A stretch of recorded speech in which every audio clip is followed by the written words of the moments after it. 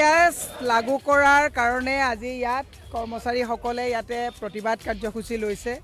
গতিকে চৰকাৰক আমি কৈছোঁ যে যিসকলে চাকৰি কৰে কৰি লৈ পেলাই তেওঁলোকে পেঞ্চনৰ পিছত মানে ৰিটায়াৰমেণ্টৰ পিছত নিজৰ জীৱনৰ সুৰক্ষাৰ কাৰণে তেওঁলোকে ৩৬টা বছৰ চৰকাৰক মানে তেওঁলোকে শ্ৰম দিয়ে।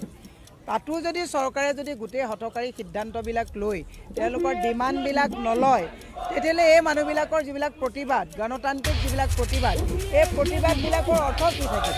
এতিয়া চৰকাৰক অ' পি এছৰ কাৰণে আমি চৰকাৰক ডিমাণ্ড জনাইছোঁ। তেওঁলোকে যিখন আমাক মেমৰেণ্ডাম দিছে এইখন আমি CLP মহোদয়ক দিম। CLP মহোদয়ৰ জৰিয়তে আমি এইখন প্ৰেৰণ কৰিম। বিভিন্নজনক যোৱা 3 দিন ধৰি টৰ্চাৰ কৰা হৈছে মানসিকভাৱে বিভিন্ন জিলাত প্ৰতিখন জিলাতে বিষয়া কৰ্মচাৰীসকলক আমাৰ ঘৰত লাগি গৈছে। এইটো কি গণতান্ত্ৰিক ব্যৱস্থা? যদি শান্তিপূৰ্ণ হয় অশান্তিখনে কোনে কৰি আছে?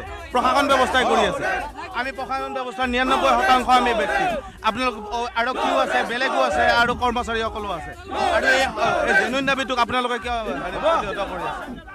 আমি সকলোৱে আৰু এইটো কথা আমি মিডিয়া যোগে আমি স্পষ্টভাৱে জনালোঁ, যদি আমি গণতান্ত্ৰিকভাৱে ব্যৱস্থা লওঁতে বা আন্দোলন কৰিবলৈ যাওঁতে যদি আমাক আৰক্ষীয়ে যদি এনেকৈ সদায় তাৰমানে মানে টৰ্চাৰ কৰি থাকে নহয়, হেৰেছমেণ্ট দি থাকে, তেতিয়াহ'লে এটা সময় আহিব আৰক্ষীয়ে সকলো বিভাগ চলাব লাগিব। আমি কেনেকৈ হেৰেছমেণ্ট? প্ৰতিখন জিলা সম্পাদক আৰু সভাপতিসকলক ঘৰত আবদ্ধ কৰি থৈছে, চিকিউৰিটি দি পেলাই বন্ধ কৰি থৈ দিছে ঘৰত। চিৰাঙত নলবাৰীত বন্ধ কৰি থৈছে। গতিকে আমি আৰক্ষীসকলক জনাই দিছোঁ আপোনালোকে কিন্তু সকলো বিভাগৰ দায়িত্ব মূৰ পাতি ল'ব লাগিব। আমি কিন্তু বন্ধ কৰি দিম কিন্তু।